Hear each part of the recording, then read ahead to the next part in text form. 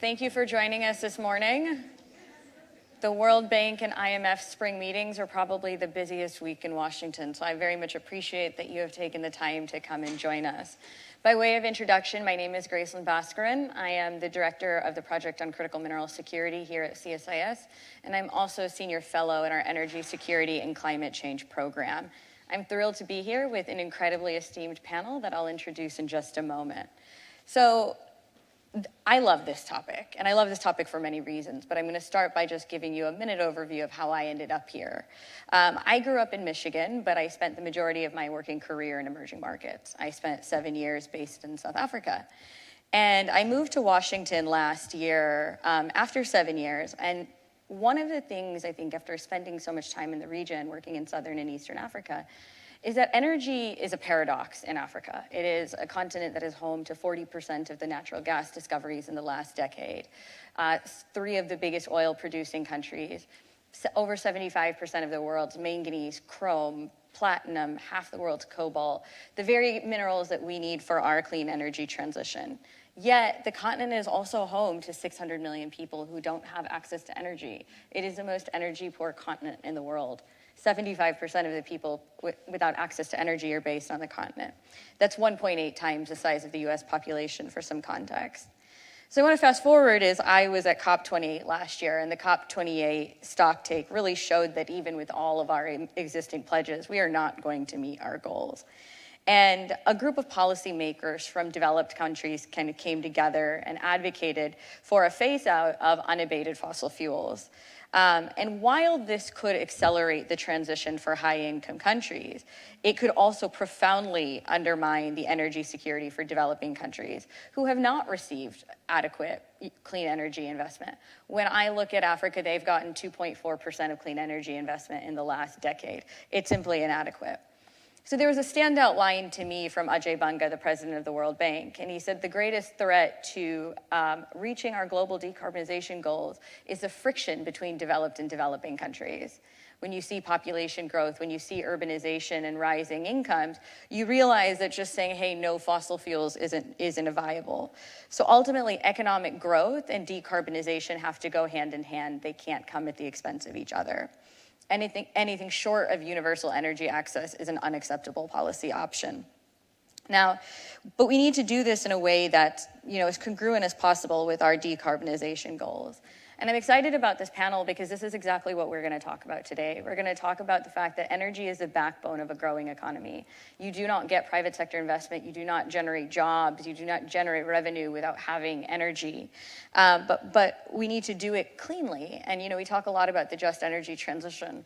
But, some of you know I'll have my little feelings on things. And one of them is that energy transitions are often overwhelmingly designed by energy professionals alone, and they need to be done with economic development professionals as well. Those go hand in hand to make sure that transition is just. So I'm going to turn it over to our panelists today to unpack the questions. I just ask questions and talk about problems. They're going to give us all the great, solutions and ideas. So here today to my left, we have Ambassador Jeff Pyatt from the U.S. State Department. We have Elnur Sultanov from the Republic of Azerbaijan, who is also the CEO of COP29, which is a really something we're all looking forward to, building on our previous kind of pledges. We have Christina Parasetu, who is from the State Secretary for Ministry of Energy in the Republic of Moldova. We have Mamadou Baye, who is the General Manager of Corporate Affairs for the Middle East and North Africa at Chevron. And we have Kate Harden, who's the Managing Director and Executive Director of Energy Resources and Industry Center for Research and Insight at Deloitte. We're friends. We have such a dynamic panel today of public, private, COP. You couldn't have put together a better panel. I didn't do the work to put the panel together, thanks to Noam and Madeline for a lot of the work they did. But I'm excited to kind of get it turned over. So moving over, I want to start by asking each of you just to make a few, 5 minutes of opening remarks. And I want to just throw out 2 questions to you to kind of kickstart our thinking. The first is it actually possible when we look at the global south, low, middle income countries, to advance both economic development goals and decarbonization goals? And how do we attract private sector to do that? Acknowledging that a lot of these countries don't have the fiscal resources. Debt is a problem that the world is facing now. And how can governments cooperate to advance these goals. And this is really important on a year where we have COP29, we have a G20 summit coming up. So with that, Ambassador Pyatt, I'm going to turn it over to you. Great. Thank you, Gracelyn. Let me start by congratulating you and CSIS on your new role running the Critical Minerals Program. As we were talking about back in the green room, this is a really, really important portfolio for my team at the State Department, but also for the Washington conversation about energy transition and energy security. And it's fantastic that this issue has now found an institutional home here at CSIS. So delighted to be joining this group, especially because I think you've got a really nice balance of private sector, government, multilateral. Let me offer just a couple of very quick thoughts on the question you posed, because I think it's actually a much easier question today than it was even a few years ago, in part because the energy transition technology equation is getting easier and easier, because the cost of renewable energy is declining so much faster than originally anticipated. So that the trade-off that used to exist between energy access and sustainability is becoming much less difficult. Meanwhile, here in the United States, in Europe, and in the developed world, you're seeing a dramatic acceleration of energy transition. In the US, a major factor in that, of course, is our Inflation Reduction Act, which has really supercharged the conversation here and is affecting investment and innovation decisions by major American companies. Chevron's a good example, where Chevron's own energy pathway for the future is being shaped by the incentives that the IRA is providing. Part of the theory of the case there, and my job is to worry about international energy diplomacy. I don't get paid to think about the US domestic energy system. But the benefit for me of having the IRA there and having companies like Chevron making the decision to accelerate their transition pathways domestically is that there are inevitable spin-on benefits for the global community. So to take one example, as Chevron scales its work in the area of CCUS, that technology, those learnings, and the economies of scale that that's going to produce because of investments in the United States are going to make the same technologies more accessible, to take an example, in Iraq. And I've just finished 3 days of conversations with Prime Minister Soudani and the Iraqi government team that was here in town. And one of the issues that they've expressed an interest in working intensively with the United States on is around decarbonization, carbon sequestration, and methane abatement in an industry, second largest OPEC producer in the world, with an incredibly inefficient and polluting industry, which wants to get onto that pathway. And this brings me to the second point I wanted to make here, which I think, as I've spent almost 2 years now in this job, traveling around the world, advocating for America's energy leadership, one of the things that's striking to me is that when I'm engaging in the developing world, I don't have to convince anybody of the importance of energy transition. And in fact, one of the cruel realities of this particular issue and the issues around the climate crisis is that adaptation is something that we here in America can pay for. Everybody in Texas can buy more air conditioning. And we had these terrible weather events in UAE the past couple of days. And the Emiratis are going to spend it's going to cost them a lot of money, but they have the wherewithal to solve that problem. Think about Pakistan, where the effects of the terrible flooding that took place in 2021 are still being felt. And it's a reminder that the burden of the climate crisis is actually going to fall disproportionately on the developing world because of the vulnerability of agriculture, because of the millions, hundreds of millions of people who still live on the margins from an environmental standpoint. So it's really, really important that we work together on these issues. It's a major priority for the Biden administration. And I think what's striking to me is I've had these conversations with President Tinubu in Nigeria, with Prime Minister Sharif in Pakistan, with leadership in India. Everybody in those countries is asking the same question, which is how can we attract more American companies because of the knowledge and the capacity that they bring in terms of energy development and energy affordability and energy efficiency? And how can we tap into the technologies that you are deploying in the United States to make our energy access as sustainable as possible? But we always have to remember that For much of the developing world, the energy transition is about the transition from not having energy to having energy. And that's the first imperative that we have to address.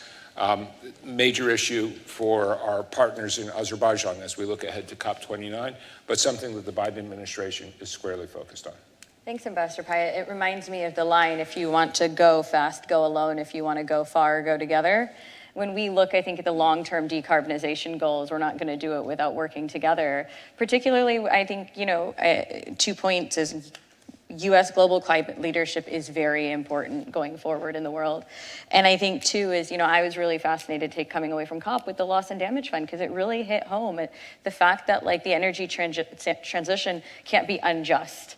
And I think reaching global consensus on that, to me, was a real high of COP28. And I'm really excited to see how we're going to build on that at COP29.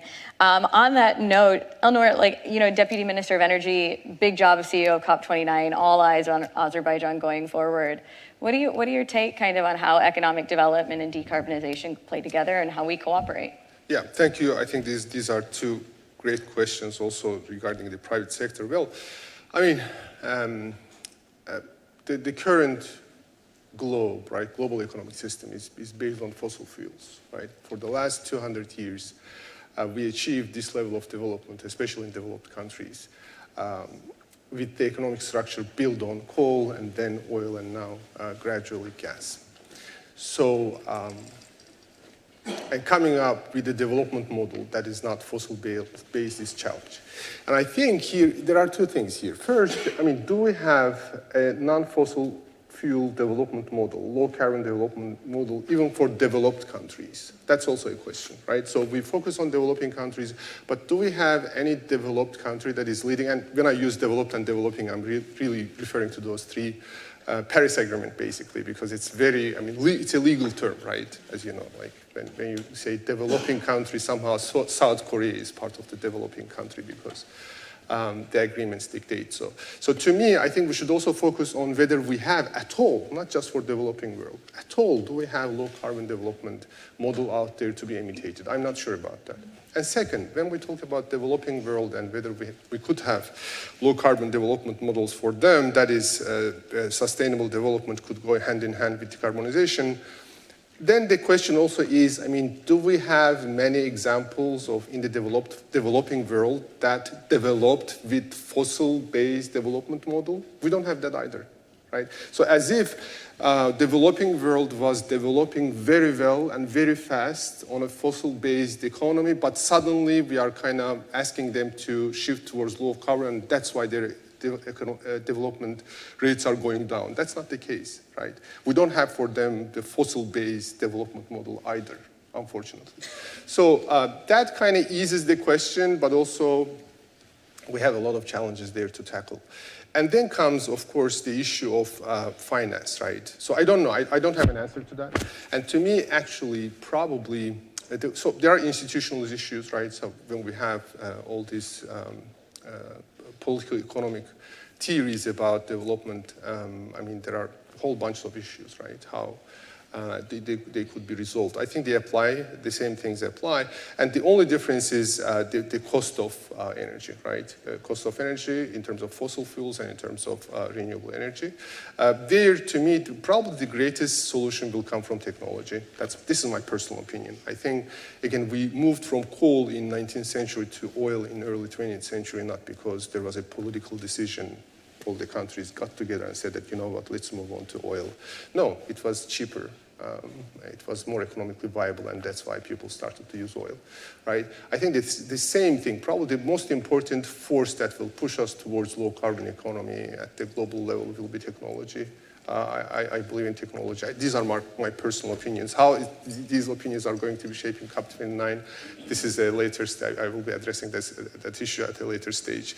But at the same time, yes, we need to come up with models. And again, what amazes me as I deal with COP29 more and more is how contractual the language is, right? People are sticking to the contractual language, and that contractual language does say that developed countries should be financing and technology transfer-wise, finance-wise, and capacity building-wise, helping the developing countries. But at the same time, we do see the politicization of that question, right? There's politicization, and you are trying to push it towards more sincere discussion, because scientific discussion is sincere, but also with contracts and all that, there is this politicization of that debate that's not very helpful, right? So then the financial support and other issues become a pretext for somebody not to do something, or things like that.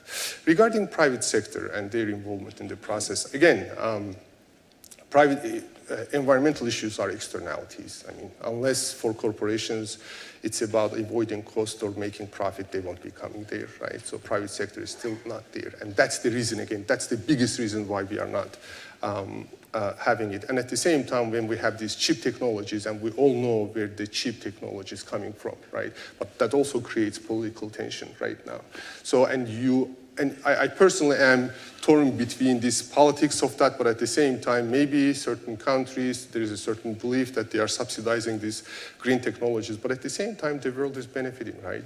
Without those subsidies, we wouldn't have the cost of PV solar to come down about 10 times, right? So what do you do about that? Is it good or bad? So there are all those kinds of questions when politics comes in. But to me, again, private sector, it requires time, but we cannot wait, because, I mean, it's amazing. And as you deal with this climate issues, you develop also this international identity, and I feel that in myself. I think we can lose it all. And 1.5 is the only target that should be the case. There is no other option. Well below 2, fine, but it's 1.5 real, and everything should be 1.5 aligned. Even if we overshoot, we should come back to 1.5. So I think all the deal right now, all the political issues and political forces, parties to those agreements, multilateral development banks, what they are trying to do is really to unlock the private finance, right? That's the purpose. Why? Because private finance in itself won't be going there. So to me, until the time when on purely market forces, green technologies can compete with traditional technologies, fossil fuel-based technologies, political forces, including the multilateral development banks and all the other institutions, should be speeding that process up and bringing us closer and closer, and to link that gap between the market forces and the cost, primarily cost-driven behavior, and political support, which will make them act before it's really purely economically profitable to act.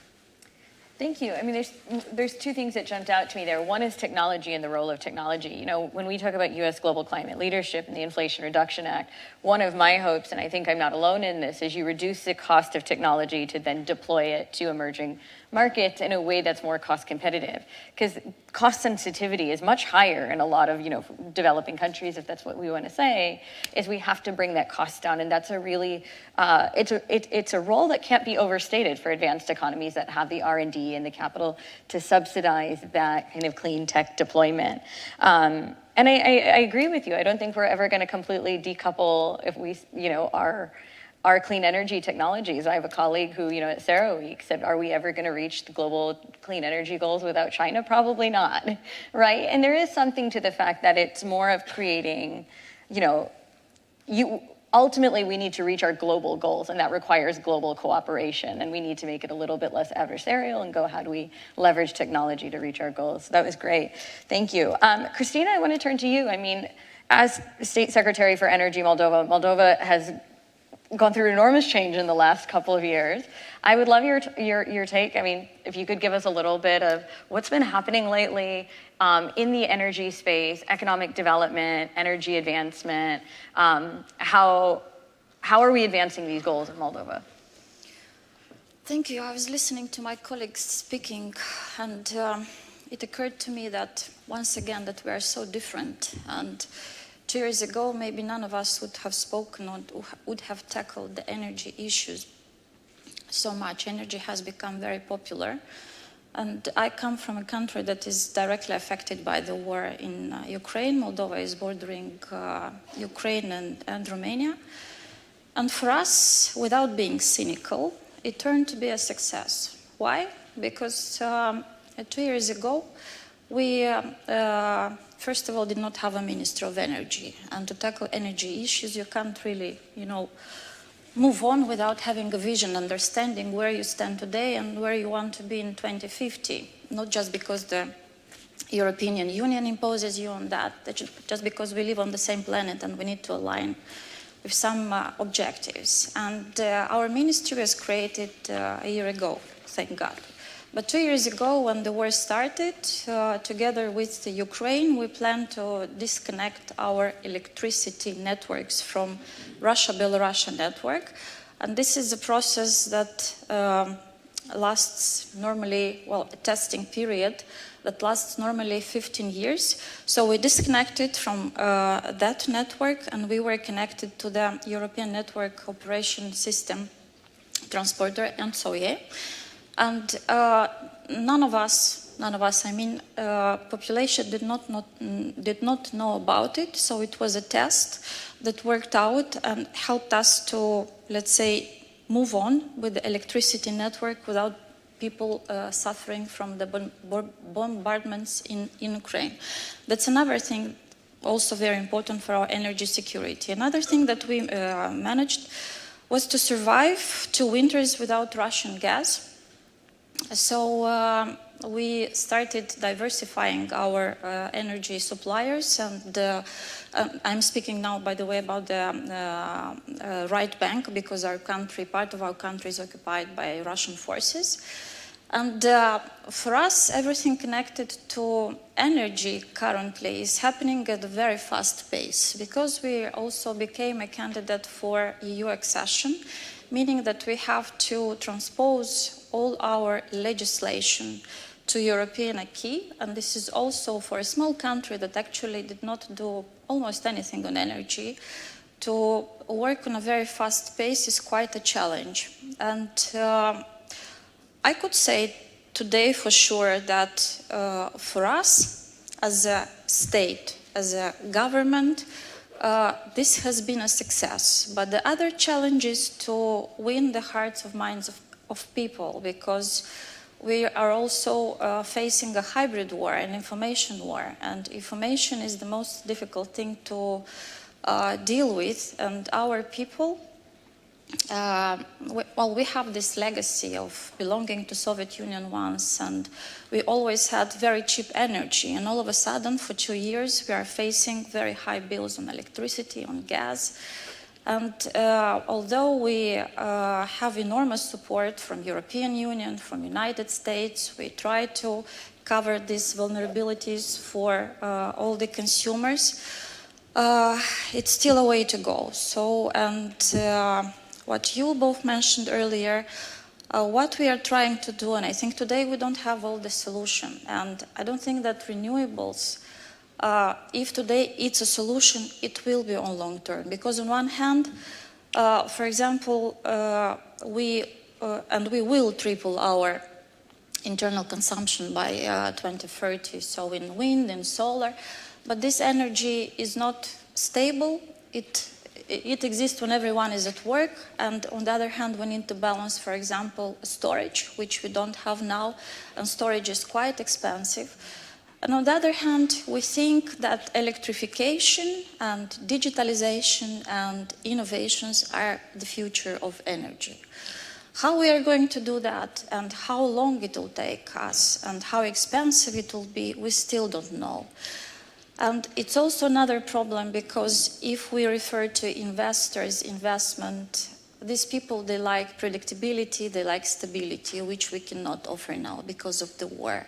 And even if our legislation, for example, can be a good one and attract investors, as long as we do not see the end of the war, we can't really, invest a lot in infrastructure, which is, by the way, also very outdated in the Republic of Moldova. Thank you.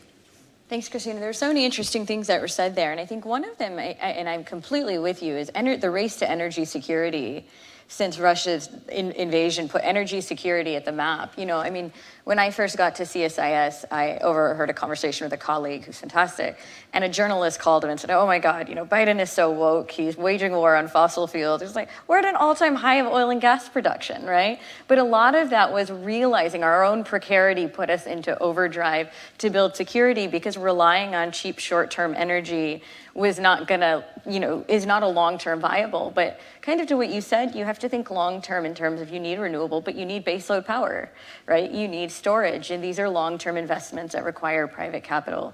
So I think the transition that Moldova is in that regard is actually a kind of a microcosm of a larger global dilemma. It's so acute. So I think, you know, that insight is just being incredibly valuable to a longer-term challenge that we have globally. Mabio, I want to turn to you. I mean, I've enjoyed our conversations in the past. I mean, when I look at IEA model, you know, International Energy Agency modeling for energy in Africa, you do Middle East and Africa. One of the things that's fascinating me is there is no way we're going to hit universal energy access without some share of fossil fuels. We're unable to. You need it. The question is, how much do you need? From your point of view, again, I mean, obviously, Chevron has an incredibly important role to play in that energy security narrative. You have a continent where population is going to go to 1.4 to 2.5 billion. In the next 25 years, 1 in 4 people will be in Africa. How do you see the future of, you know, knowing that we need to decarbonize, but also knowing we have these energy security, or sorry, decarbonization goals? How do you see that from where you sit? Thank you very much for inviting. It's really a great pleasure to share the podium here with such a distinguished panelist. So, you know, everything has been said. I truly agree with the analysis that's being shared. I will start with this. You know, when you look at the statistics, right, by 2030, 2050, we're talking about 10 billion people on the planet. Today, you have about 1 billion people with zero access to power, electricity, the way we know it, the way we take it for granted here. You have 2 billion people using solid fuel, like animal dungs, for cooking fuel. You have, you mentioned, right, in Africa alone, 600 million people with no access. And so, Ambassador Pyatt, you pointed it out correctly, right? Even just 3-4 years ago, the conversation was just a one-way traffic. We couldn't just grapple with the fact that the energy transition is gonna take time, but it also needs to be affordable, reliable, and then we need to take care of the security aspect. I think what happened in Europe was a wake-up call to that reality. It took us that situation to realize that the need to make sure that we have a balanced approach. The second aspect is technology. If you look at today, after trillions of investment in renewable, the percentages is still very minuscule. And that's why we applaud, and Ambassador, just what the US government has been doing with the IRA to really give a push so that companies can put all their mind to improve, to come up with the technologies, because frankly, we still don't master it. So, you know, we invited the team from the national oil companies from Egypt, Libya, and Algeria, with US government's help, to visit our facilities in the Permian in Texas. One thing that was fascinating, and this was to look at how do you take care of a very low-hanging fruit aspect on our industry, the methane emission, right? That's an easy one that we can do to reduce that quickly. So today, Chevron, we are using about 41 different technologies that we're testing to see which one will be the best to capture, to identify and capture that methane.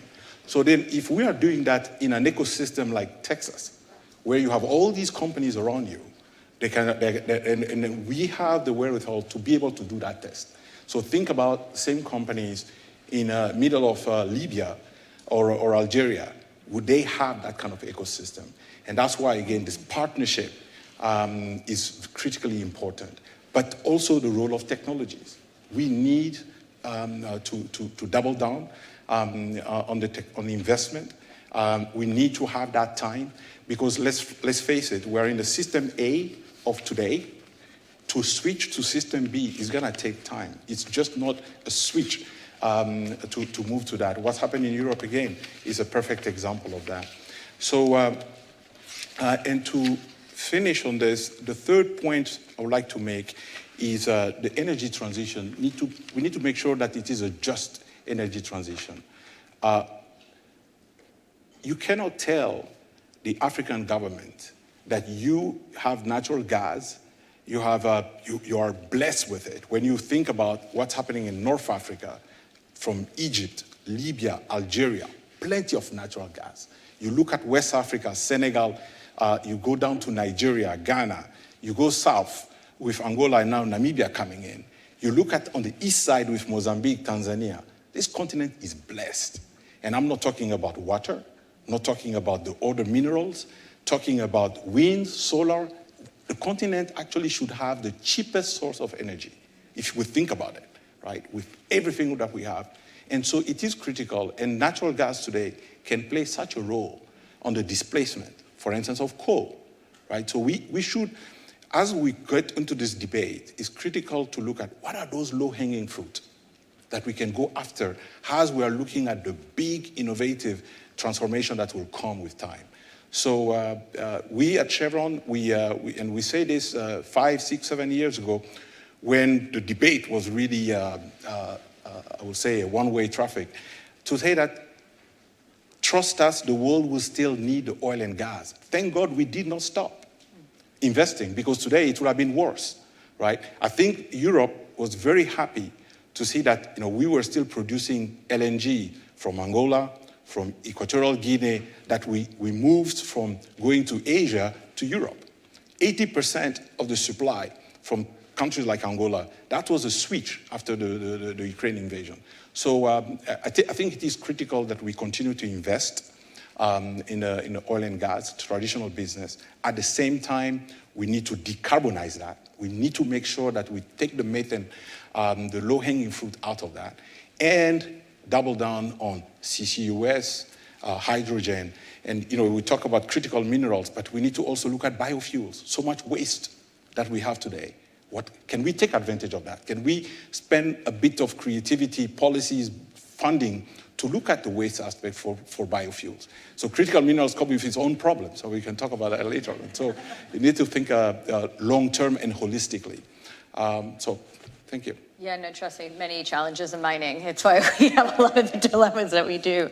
A couple of things I just want to hit there. I mean, I am so with you. I think natural gas is such a core part of the energy justice narrative. We put out a bunch of work in December and January saying, look, you have half the emissions of coal. Africa is incredibly well endowed with natural gas.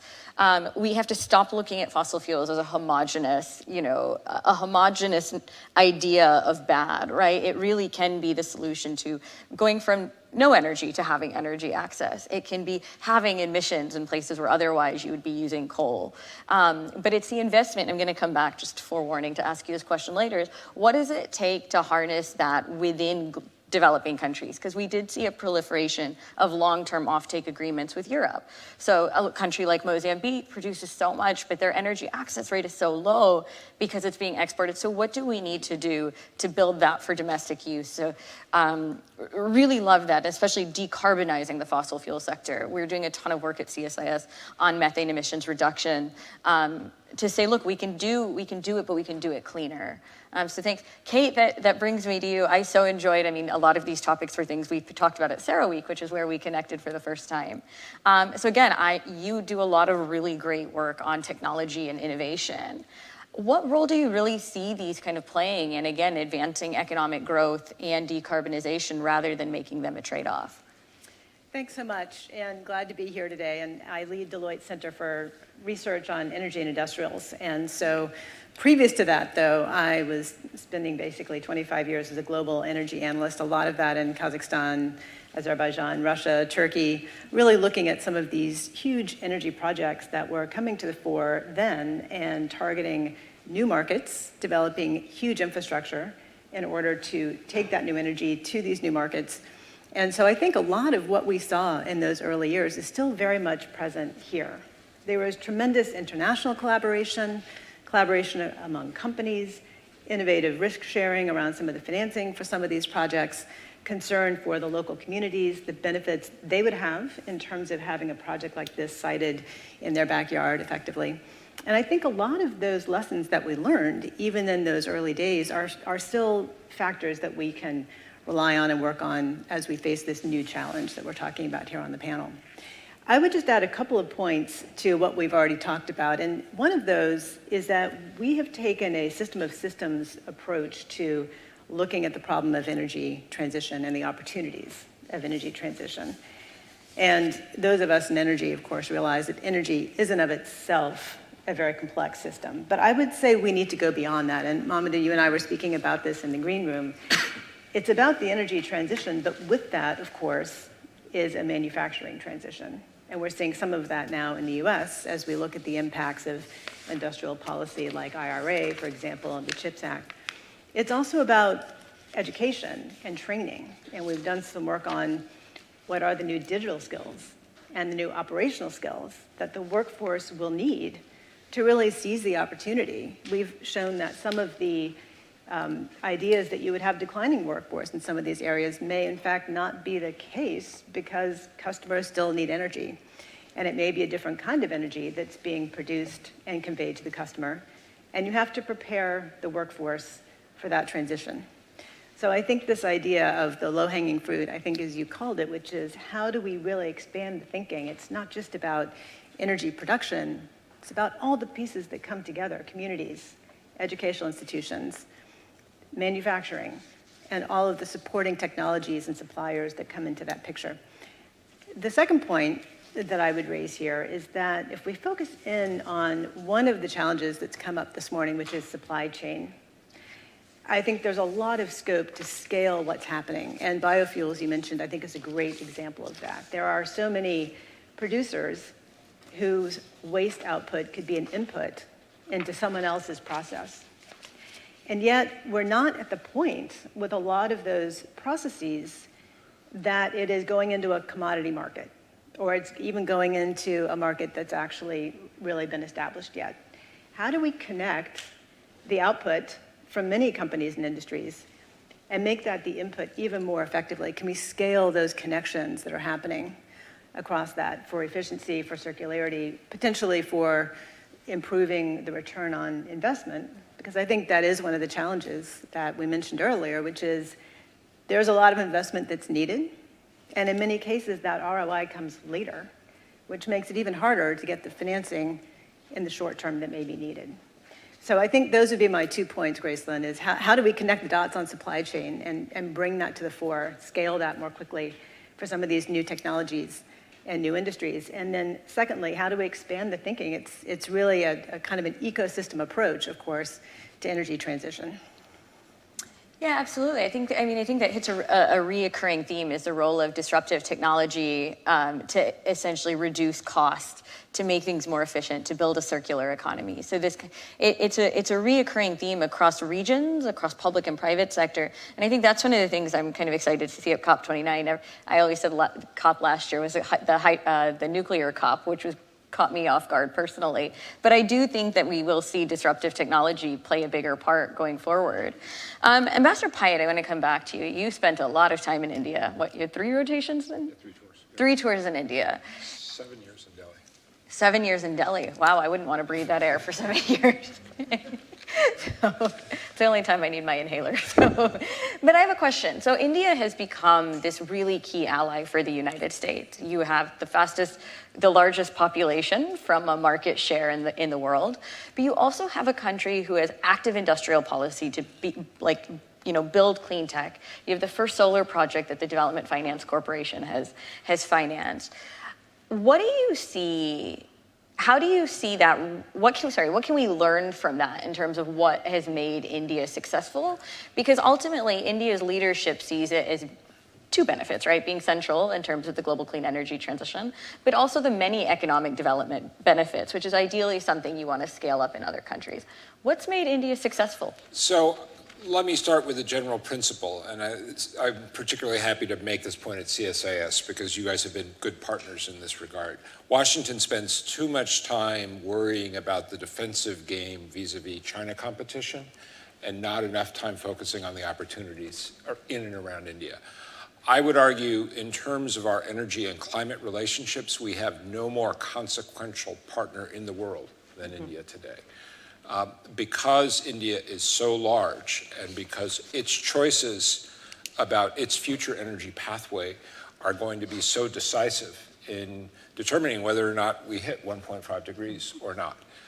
In this regard, India is also an interesting test because it is a democracy.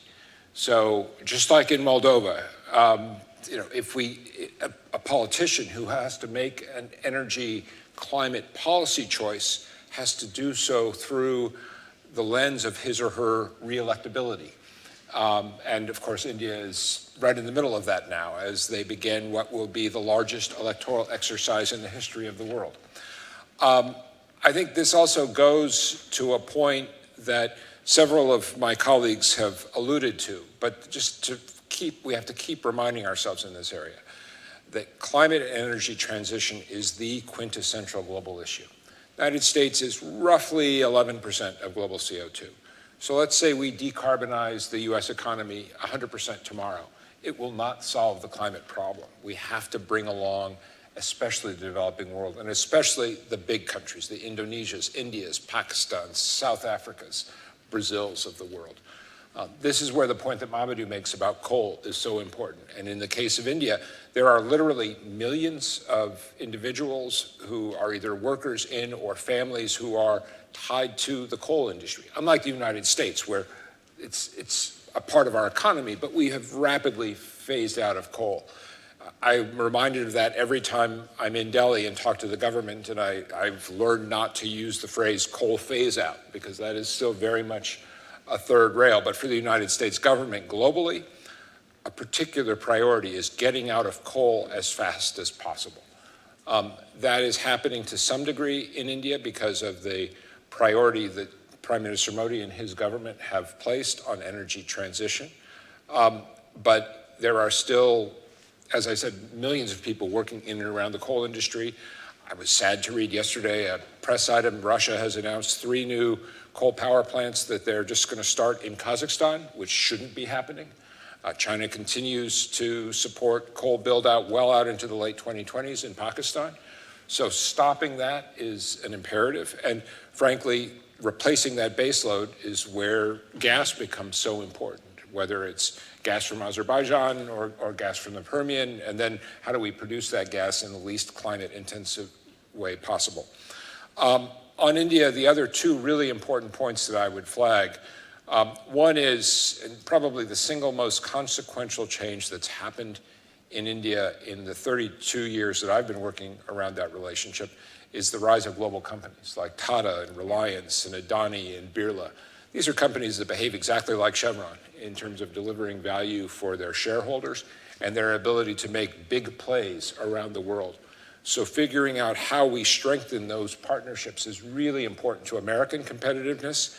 And conveniently, every one of those companies I just mentioned, their management teams all went to Wharton or Harvard or Stanford, and so there's a sort of instinctive comfort with working with American companies. And in the traditional energy sector, I mean, very, very strong interest from oil and gas Minister Puri, working with Chevron and ExxonMobil and all of our super majors. And then the other aspect of this, which is really important and sort of gets Graceland to your new center, India is probably the single most important partner the United States has in our effort to diversify global clean tech supply chains. It is not a coincidence that India was the first developing country that we brought into the Minerals Security Partnership. They have been a very, very active participant there. And in particular, a lot of that activity is coming from companies like Tata Chemicals, which is looking at critical minerals development opportunities in Argentina, in West Africa. So, and that's true on solar supply chain, it's true on hydrogen electrolyzers, it's true on wind turbines, because the government has made a very ambitious bet on renewables, because it's a government that has the strongest policies I have found anywhere in the world on de-risking dependence on China. There is a very strong alignment with the United States in that regard, and a tremendous opportunity for American companies working with industrial partners in India to design China out of their supply chains, or at least reduce exposure to China in their supply chains. So it's a really important set of relationships. And then if I can, I just want to spend 30 seconds on another issue which Mamadou raised, which is so important to what my team is working on, which is this issue around methane. And just to underline, as we look to COP29, it was very, very important. And I had this conversation with President Aliyev about a year ago, but very important that Azerbaijan has now signed on to the Global Methane Pledge. We're working intensively with all of the recent members of the Global Methane Pledge, Angola, Romania, Turkmenistan, Azerbaijan, Kazakhstan, in order to figure out how we can deploy as quickly as possible the same kind of technology solutions that companies like Chevron are using in the Permian in order to wring out that methane from the fossil energy supply chain just as fast as we can. We had exactly the same conversation yesterday and the day before, for instance, with Iraqi Prime Minister Soudani and his energy team as well. So this is a very big priority for the Biden administration and something you'll hear us talking a lot about in the run-up to COP29.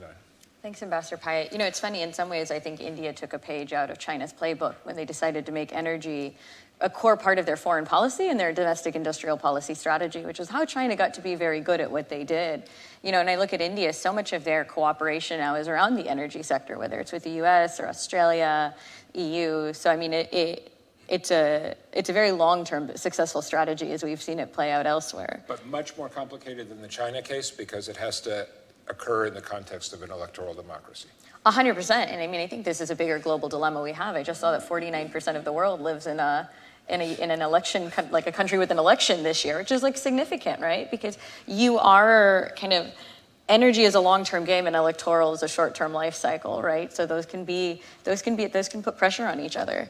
And totally agree. I mean, I also think India is such an important ally when it comes down to things like reducing the cost of solar panels. Like in terms of making it affordable for broader global south deployment, India is a very key partner in that.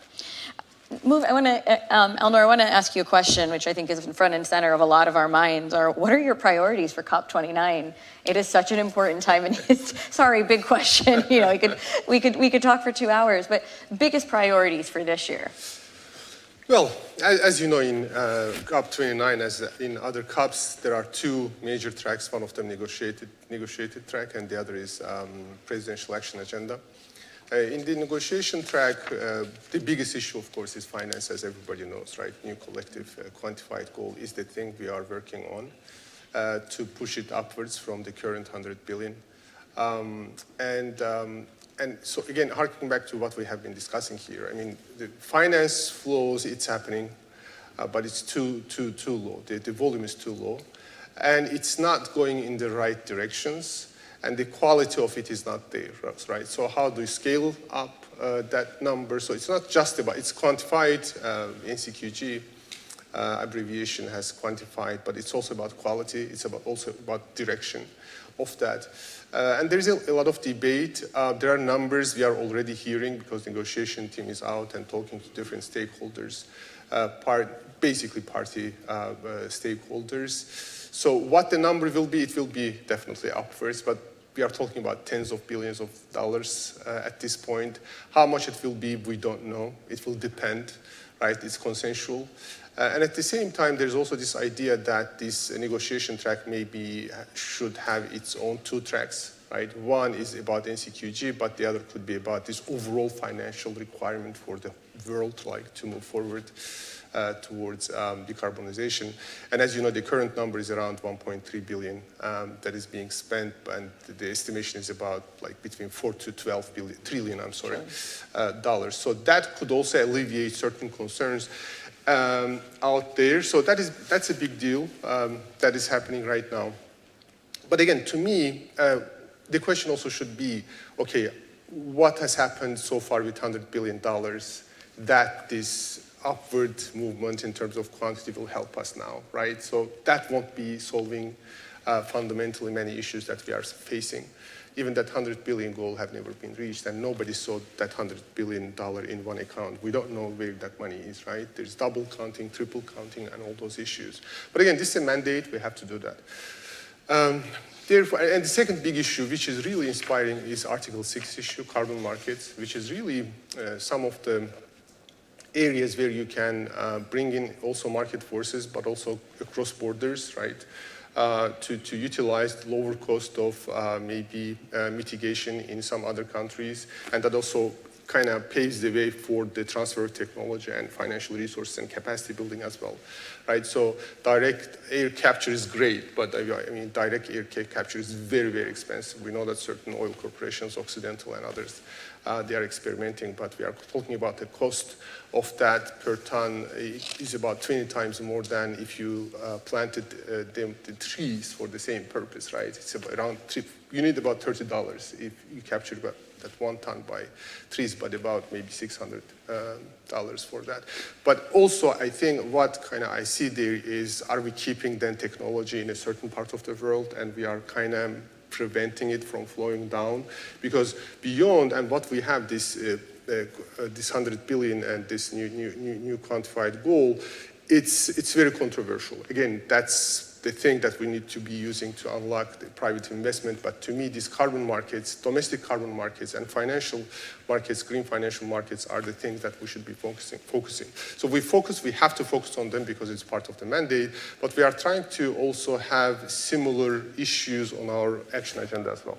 Because action agenda, as you know, I mean, it's called action, it's not negotiation, therefore you can deliver much faster, much more efficiently, as COP28, I think, showed, right? I mean, COP28 will be remembered probably by the things they achieved on the presidential action agenda more than, right, by maybe other issues that they achieved on the other track. And then it's also a hedge for the outcomes in the negotiation agenda, right? So things may not happen there, but you have to at least move forward, at least one step forward was also a gain. Because if you keep where you are losing. I mean, we have to move forward, whatever it takes for us to do so. And also, again, as we are looking, so what I'm trying to say is that both for the financial item and the carbon markets item, we are trying to have something in the action agenda, things that are related to that. Also regarding the finance, of course, we have to balance. I mean, it's about balancing and balancing in our narrative. We are going to be using that word a lot because we need to balance that financial volume in terms of provision and mobilization. We need to balance them in terms of mitigation, adaptation. We need to take into consideration the needs and priorities. And also we need to take into account the balance between frequency and quality of reporting. So these are what we are receiving from our partners and working in that direction. So these are the major issues. Can I ask you one question? I mean, those are super important. I think there's a lot to build on from COP28. You know, again, going back to that line that friction between developed and developing countries, do you think it's just financing that's needed? What else do you think is needed to kind of reduce that friction of, you know, we need to decarbonize, and then over here kind of being like, you know, we still have a lot of industrializing to do? Is that incongruent? Is there anything at COP that we can continue to advocate for to reduce that friction? Yeah, I think this is about like 200 billion question that you're asking. Right? I mean, it's sovereign international system. That's it, right? It's Mansur Olson. It's the problem of collective action. Mm-hmm. And you have, in the lack of hierarchy, I think this is what happens. And usually collective action theories predict that they are very pessimistic, right? Usually they are very pessimistic. When do you have success? Usually when you have leadership. And therefore, I increasingly believe more and more that we need examples, we need role models, right? Even in the developed world, we don't have those models, role models who can show that, yes, you can develop this way, and this is the way out. Unless we have that, I don't think we will have much out there. We don't have many examples in the world, and in fact, what have been achieved so far in terms of climate negotiations, it encourages me. when you read those Paris Agreement, Kyoto Protocol, UNFCCC, Framework Convention, I mean, you say that, oh my God, they got everything there. Everything is there, right? You just need to, of course, there is deliberate ambiguity, which you need all the time when you have to get the signature of everybody. But at the same time, it's really about just pushing it towards action. But I mean, I'm sorry to say this, and I'm saying this as a person who is also teaching a course. It will be very, very difficult unless we bring in, I mean, there's this age-old debate between Karl Marx and Max Weber, right? So is it about material forces or is it about cognitive forces that bring about development? When they explain capitalism, Marx explains it material forces and Max Weber explains it by ideational forces. We have both of them. And I increasingly believe that this idea, and people are getting convinced more, and even in my country, right? It's a developing country.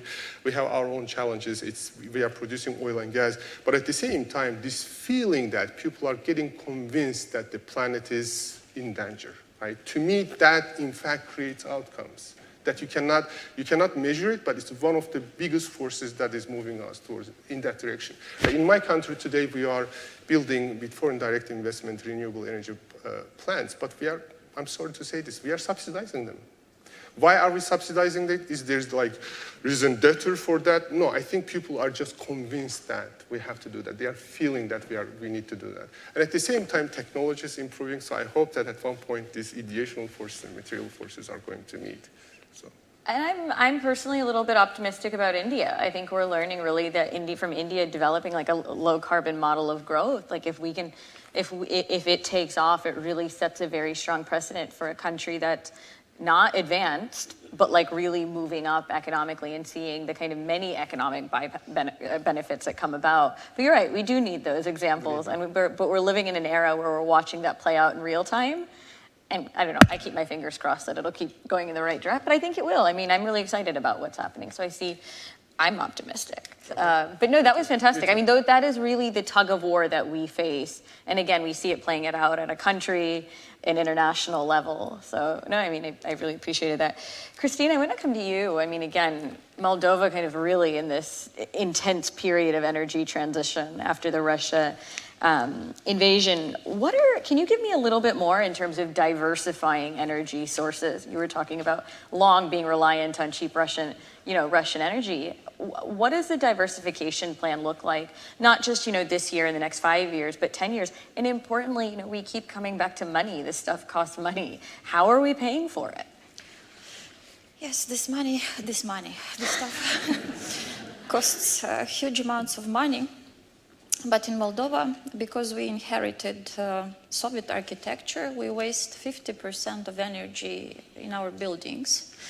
The buildings are built of concrete, which means that in summer is hot, in winter is cold. And it takes a lot of money to renovate them. So, and in this regard, we have opened the National Center of Sustainable Energy. That is a center founded by the ministry, and will be dealing with this part, making the building more efficient. And I'm speaking about residential buildings because, let's say, state buildings, they are more or less renovated. They still need renovation, but we need a partnership with people. And this will be partly grant, partly their implication. Another big problem in our country is transport.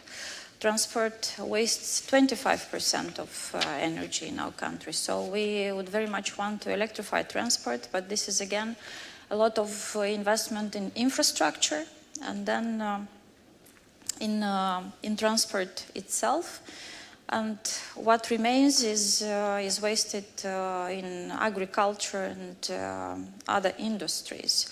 So in our path to access European Union, we are developing a national plan on energy and climate, because energy and climate, they go hand in hand. And we have set targets that we hope are very much achievable till 2050, but they're very, very costly.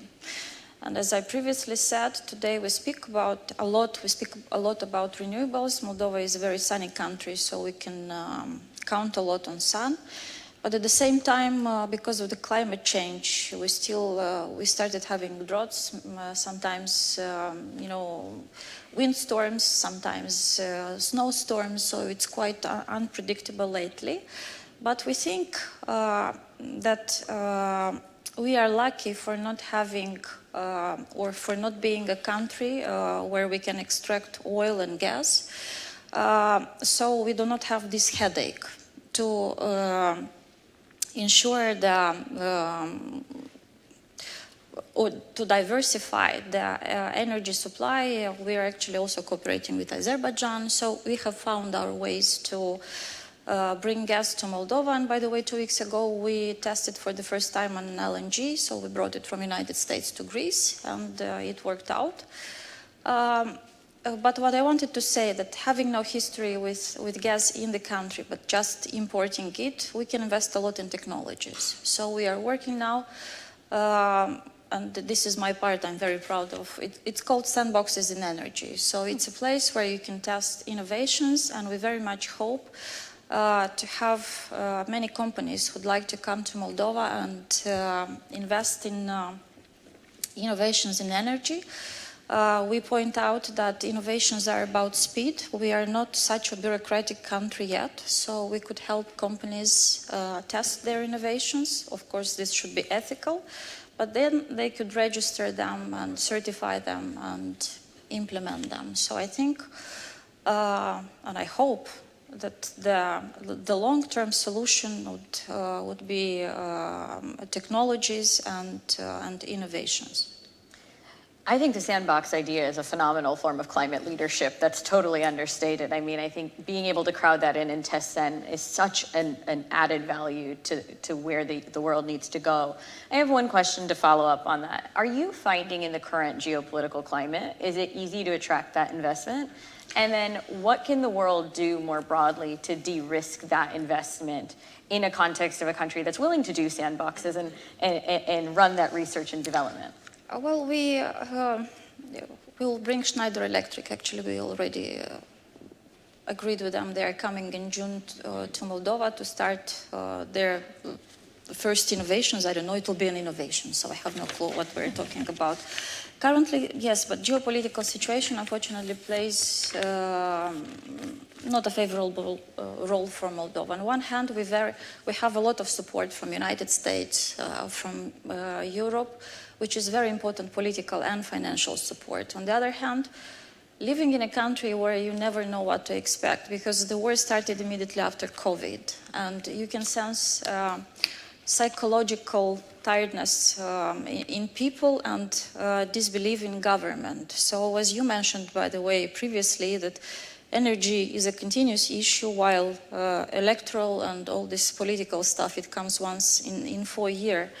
And we are facing the challenge of now investing or putting the foundation of projects that are long-term ones, that are meant to change the life of people for better.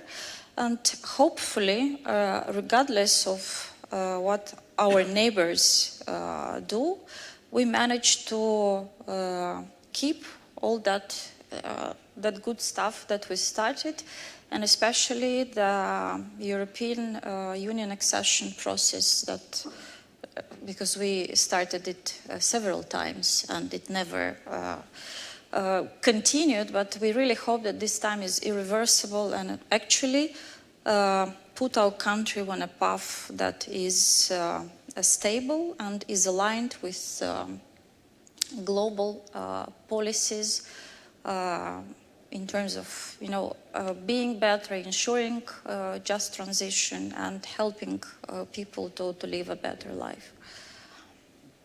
Fantastic. I don't know. Again, I think that's another example to be optimistic about, is the sandbox idea and companies coming to put their money behind that. I think that's exciting. Mamadou, one of the observations from this panel, we love natural gas and we love technology. We have certain common threads running through this panel today. Natural gas, Africa has a lot of it. I mean, a lot of emerging economies have a lot of natural gas, but long-term offtake agreements are going to Europe, as I had mentioned. We saw an acceleration of natural gas project development happen after projects were fast-tracked after Russia's invasion. How do we start to harness these resources for domestic or regional energy security to ensure that they're actually benefiting from their resources? Yeah. Well, first, before I get there, I want to congratulate the Secretary for the first LNG import into the country, and I think we need to learn more from you, and then ask you to go to talk to other people as well around the world about the importance of LNG, how it can help close the gap, at least for the time being, before we switch to a more renewable source of energy. So, back to the question on the whole issue of how African countries, as a case study here, can better harness for themselves their own natural resources, LNG, gas in this case. So it will require, I think that it is critical that you have the systems in place. You know, you take a country like Nigeria. Nigeria has more gas than oil in terms of reserves. Yet, you know, you don't have the right policies, the right systems in place that will really promote the usage of natural gas into the domestic consumption. So here today, we have more importation of heavy fuel oil, more reliance on coal, on biofuels and other stuff. But so the policies need to be right. The incentives need to be there for different industries to invest throughout the value chain. It's not just about tapping into the gas field, but it's also really the distribution lines. It's the consumers. How do you get into those? So that is missing in most of the countries today. You look at the most advanced on the continent would be Egypt, where the penetration rate of usage of natural gas into a domestic market is huge. And Chevron, we play a big role in bringing natural gas into Egypt. About 10% of the Egyptian consumption comes from, it's a supply from Chevron. We're very proud in the debates on reducing methane emissions in Nigeria, for instance. So instead of flaring, what we're doing is that capturing all that and then feeding 24% of the Nigerian market. And we built a pipeline from Nigeria to Benin, Togo, to Ghana, where we bring some of the gas. We can do way more.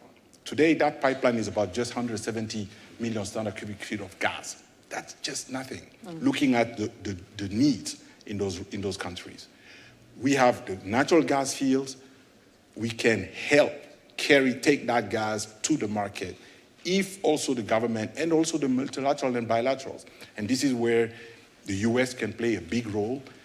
We can learn from the US IRA. We can learn from big programs like MCC that can help countries look at the value chain and create the infrastructure. And that's where, frankly, also countries like China can play a role there. They spend a lot of money on infrastructure. Why not invite them? India, Japan, all these countries, there are many countries today that have the wherewithal to invest more in infrastructure. Africa needs the infrastructure. The policies need to be there, but the infrastructure, someone needs to build that infrastructure. And companies like Chevron,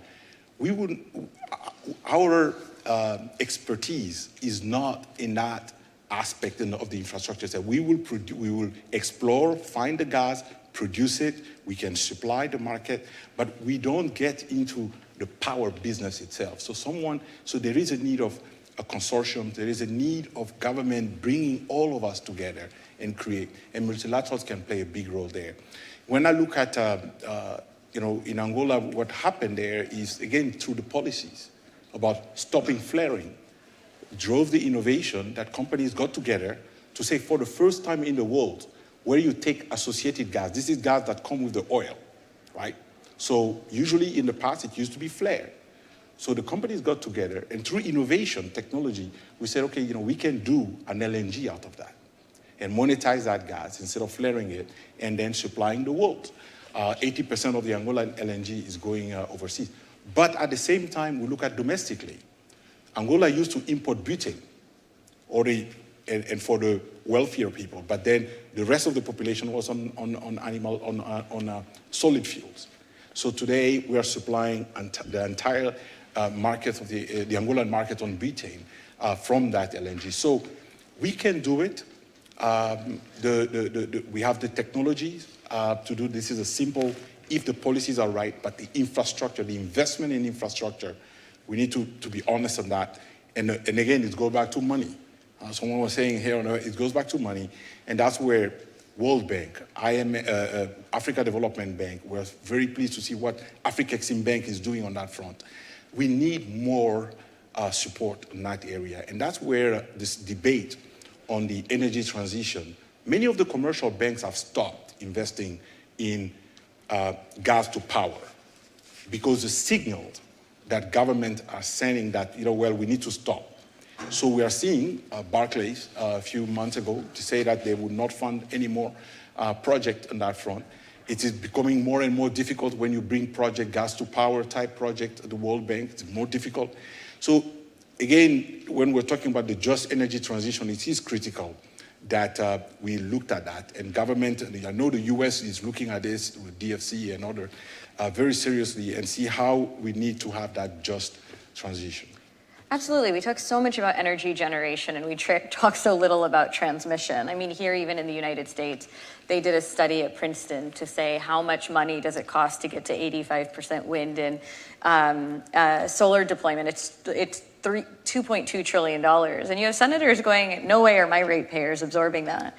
Now you take that and you transplant that to Africa, where the IEA has said one of the biggest threats to the reaching universal energy access is the public health of your utilities, right? Because public utilities do not have the finance to build a transmission infrastructure, but the private sector doesn't necessarily want to step in. And it begs the question on a very worthy week of what role do multilateral development banks play a bigger role in that? Because you can't just can't expect generation, transmission, and storage to be funded by one. You need a partnership. You need a consortium to come in and solve the problem. Which is a perfect to my last question to Kate, in fact, is we keep talking about money and investment, and you're talking about the systems of systems approach that requires a lot of money. And you work, obviously, you've worked in multiple regions, you've worked in multiple sectors, you work with public and private. Like, where do you see in the next 3 to 5 years, where is this investment gonna come from? So I think that is a great question. And the observation that I would have, and I know you were at CERAWeek as well and probably heard some of these discussions, there's a lot of venture capital going into a lot of this, right? And whether that's from bigger companies, whether that's from other folks funding some of the smaller startups. We have, where I'm from in Boston, we have all kinds of technology incubators and a lot of interesting work happening there, right? Then you also have private equity, I think, getting back into the game. And there seems to be a gap between those. How do you actually put in the money that's going to bring you to commercialization, knowing that it's an investment where, as we talked about before, the return may not be immediate and there's high risk? Because a lot of these technologies are, first of all, new, secondly, going into markets that may not be completely tested. Talking with chemicals producers about the fact that there is a market for renewable content, recyclable plastics, circularity, and yet no one knows exactly how long that premium will exist in the market. And so that uncertainty does make it a bit more difficult to do that investment. And so I think all of these risk factors together, Gracelyn, to your point, are a little bit daunting. And I think a lot of folks will say, well, maybe it's government funding that helps close that gap. Someone else might say, well, it's got to be the big strategics that have the balance sheets that can close that gap. I think in reality, maybe what you're saying, Mamadou, is that you need to get people together to really think about what is the goal, how do we get there, how do we share technologies that we know work, how do we try to do some risk sharing around some of this. And I think it's going to be a really critical question. And your point, Gracelyn, just to kind of wrap up, I know we're close on time here, is we're really looking at what's happening now in the US power sector, as many companies have gone and said, we need these new technologies. And the regulators, the PUCs, in some cases have said, well, we can't approve this right now.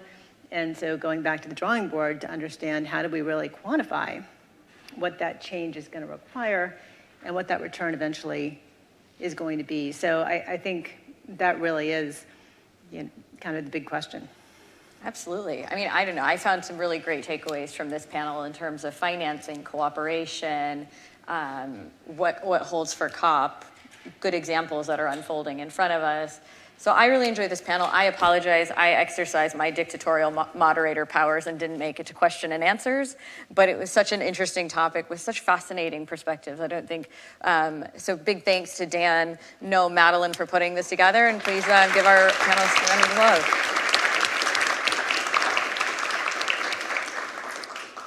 Thank you all for coming.